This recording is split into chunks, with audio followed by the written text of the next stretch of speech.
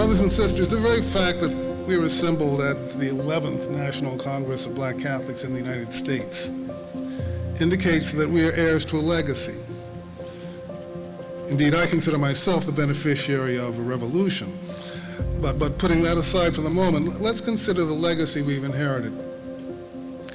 The National Black Catholic Congresses are the first and oldest assemblies of lay Catholics in the United States. As we all know, their original proponent was a man named Daniel Rudd, who'd been born as a slave and became the publisher of a national Black Catholic newspaper. And Daniel Rudd was a firm believer that the Catholic Church was the single great hope for African Americans. Indeed, that all black folk should be Catholic.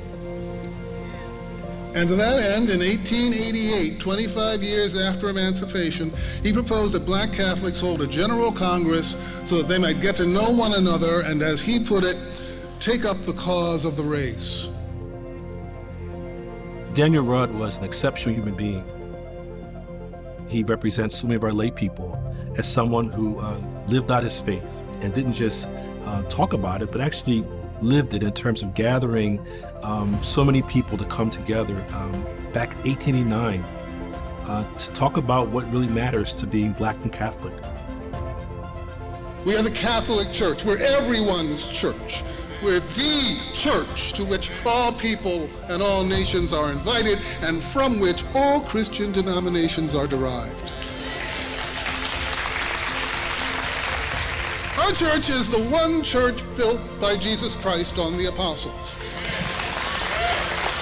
We are the mystical body of Christ. Why stay a Catholic? Why in the world would we want to be anything else?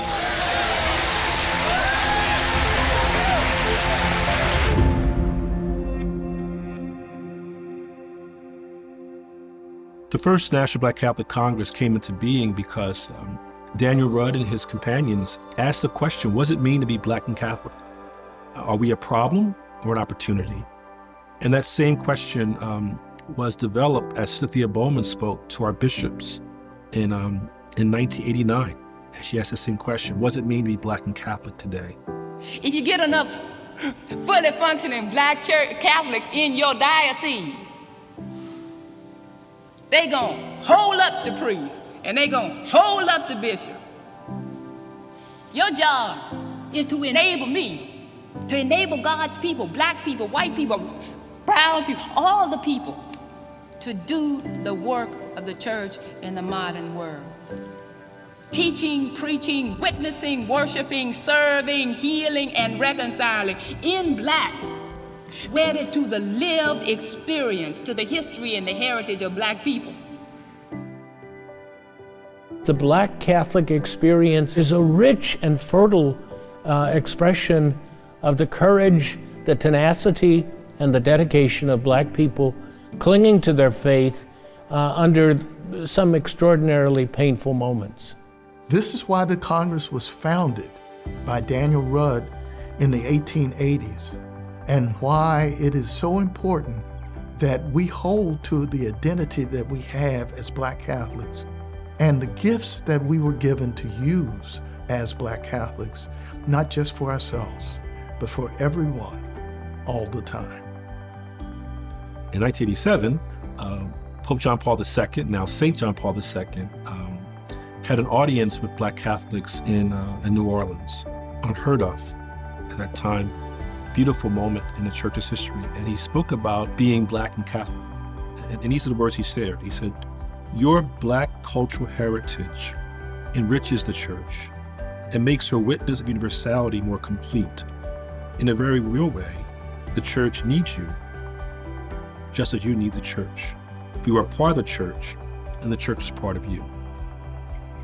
What are we called to do to make the life of African Americans in the church, in society, more effective? That Congress was a beginning of a movement that we're still living out today.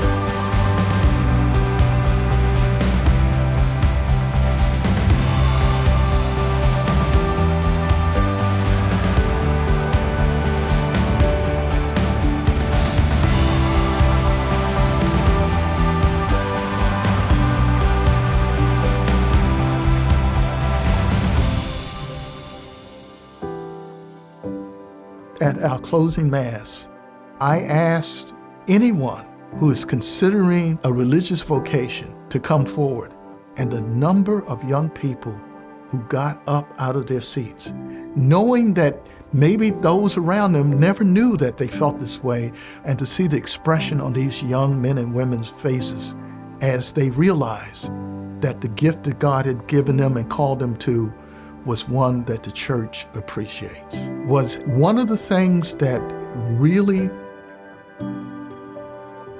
lifted my heart.